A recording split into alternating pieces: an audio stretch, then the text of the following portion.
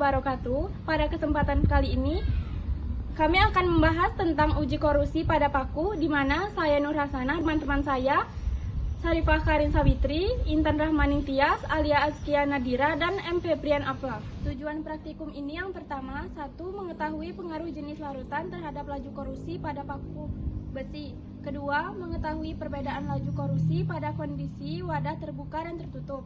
Ketiga, mempelajari faktor-faktor yang mempercepat atau memperlambat proses korosi. Dasar teori, korosi adalah peristiwa kerusakan logam akibat reaksi elektrokimia antara logam, oksigen, dan air. Pada besi, korosi menghasilkan karat berwarna coklat kemerahan. Faktor yang mempengaruhi korosi adalah 1.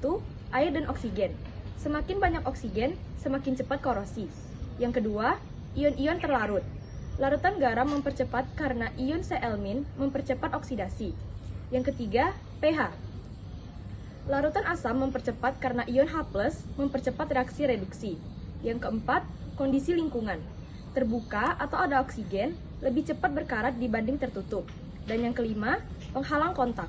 Minyak menghambat korosi karena mencegah kontak dengan air dan oksigen. Alat dan bahan yang diperlukan dalam praktikum ini ada 12 wadah gelas atau botol kecil, 12 buah paku besi, larutan garam NaCl, air mineral, larutan sabun, larutan asam, bisa air jeruk ataupun air cuka encer, minyak goreng, udara untuk kontrol, penutup plastik, dan label. Langkah-langkah yang dijalankan pada praktikum kali ini, yang pertama, siapkan 12 wadah, beri label sesuai perlakuan, misalnya 6 larutan dikali 2 kondisi, sama dengan 12. Yang kedua, masukkan larutan ke wadah sesuai jenisnya, kecuali udara. Yang ketiga, masukkan paku ke dalam masing-masing wadah. Yang keempat, tutup 6 wadah untuk kondisi tertutup, biarkan 6 wadah lain terbuka. Kemudian, amati perubahan yang terjadi pada paku setiap hari selama 7 hari. Jangan lupa untuk catat perubahan warna, timbulnya karat, endapan, jamur, dan kekeruhan larutan. Setelah kami melakukan pengamatan, hasil yang kami dapati, pada hari pertama, pada kondisi terbuka, pada larutan garam, terjadi keruh, sedikit karat, ada gelembung A2, pada air mineral, bening, keruh, banyak gelembung, pada larutan sabun, tidak ada perubahan, pada air jeruk, tidak ada perubahan, pada minyak, tidak ada perubahan, dan oksigen, tidak ada perubahan. Pada kondisi tertutup, pada larutan garam terjadi keruh tipis, lambat berkarat. Pada air mineral sedikit keruh, gelembung kecil. Pada larutan sabun tidak ada perubahan. Pada air jeruk tidak ada perubahan. Pada minyak tidak ada perubahan. Pada oksigen tidak ada perubahan. Pada hari kedua, pada kondisi terbuka, pada larutan garam terjadi keruh, karat mulai terlihat. Pada air mineral keruh, endapan coklat. Pada larutan sabun, jamur tumbuh dan belum berkarat. Pada larutan jeruk tidak ada perubahan. Pada minyak tidak ada perubahan. Pada oksigen tidak ada perubahan. Pada kondisi tertutup, pada larutan garam terjadinya karat tipis bagian atas. Pada air mineral keruh tipis, jamur sedikit. Pada larutan sabun tumbuh jamur sedikit. Pada larutan garam tidak ada perubahan. Larutan minyak tidak ada perubahan. Pada oksigen tidak ada perubahan. Pada hari ketiga, pada kondisi terbuka, pada larutan garam terjadi karat makin jelas di bagian atas. Pada air mineral, hampir seluruh paku berkarat.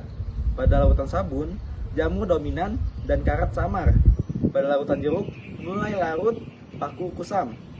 Pada minyak tidak ada perubahan, dan pada oksigen paku menjadi kusam. Pada kondisi tertutup, pada larutan garam, karat sebagian, dan larutan menjadi keruh. Pada air mineral, karat lebih sedikit. Pada air sabun, jamur ada. Pada larutan jeruk, paku berkarat tipis. Pada minyak, tidak ada perubahan. Pada oksigen, tidak ada perubahan. Pada hari kelima, pada kondisi terbuka, larutan garam menjadi rapuh dan banyak karatnya. Pada air mineral, paku hampir hancur dan endapan menjadi coklat. Pada larutan sabun, jamur penuh dan karatnya minim. Pada larutan jeruk, paku makin larut. Pada minyak, tidak ada perubahan. Pada oksigen, karat makin terlihat. Pada kondisi tertutup, Pada larutan garam, karat di bagian atas. Pada air mineral, korosi meluas lebih lambat. Pada air sabun, jamur ada. Pada larutan jeruk, paku larut lebih lambat. Pada minyak, tidak ada perubahan. Pada oksigen, hampir tidak ada karat. Pada air keenam, pada kondisi terbuka, pada larutan garam, paku rapuh, larutan merah coklat. Pada air mineral, air keruh, pekat, dan endapan banyak. Pada larutan sabun, karat minim, jamurnya dominan. Pada larutan jeruk, paku larut lebih banyak. Pada minyak, tidak ada perubahan. Pada oksigen, paku lebih kusam. Pada kondisi tertutup, pada larutan garam, korosi lebih lambat. Pada air ketujuh, pada kondisi terbuka, pada larutan garam, karat menyeluruh. Pada air mineral, larutan penuh dengan endapan.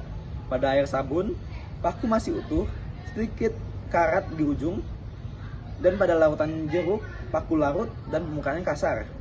Pada minyak, tidak ada perubahan. Pada oksigen, paku berkarat tipis.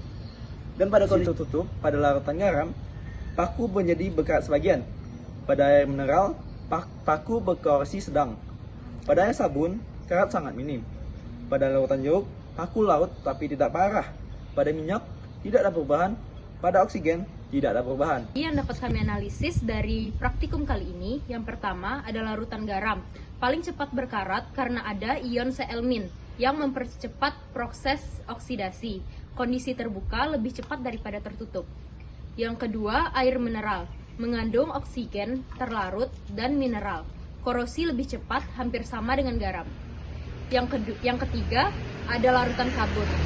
Paku hampir tidak berkarat, tetapi jamur atau fungi tumbuh. Sabun sedikit melindungi besi. Yang keempat, ada larutan jeruk atau asam. Asam mempercepat reaksi korosi, paku larut lebih cepat. Yang kelima, ada minyak. Tidak ada karat karena minyak menghalangi kontak dengan oksigen dan air. Yang keenam, ada udara. Korosi terjadi sangat lambat karena hanya ada oksigen dan kelembapan.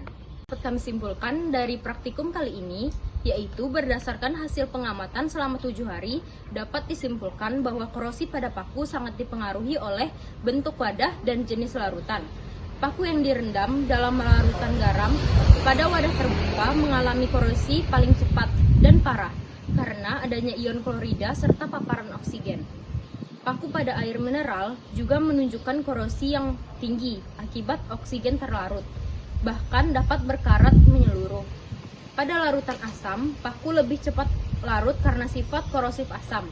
Bahkan, sedangkan pada larutan sabun, karat yang terbentuk sangat sedikit, tetapi muncul pertumbuhan jamur. Sementara itu, paku dalam minyak tidak mengalami korosi karena terlindungi dari kontak langsung dari air dan oksigen. Perbedaan kondisi wadah juga berpengaruh, di mana paku pada wadah tertutup cenderung berkarat lebih lambat dibandingkan dengan wadah terbuka. Maka, korosi pada paku dipengaruhi oleh jenis larutan dan kondisi wadah. Faktor-faktor yang mempengaruhi korosi antara lain adanya ion klorida, yang kedua, oksigen terlarut, yang ketiga, sifat korosif asam, yang keempat, kelembapan. Sementara itu, kondisi wadah tertutup dapat memperlambat proses korosi, dan minyak dapat melindungi paku dari korosi karena sifatnya yang hidrofobik, yaitu sifat suatu zat yang menolak atau tidak suka air, serta tidak mudah dibasahi oleh air.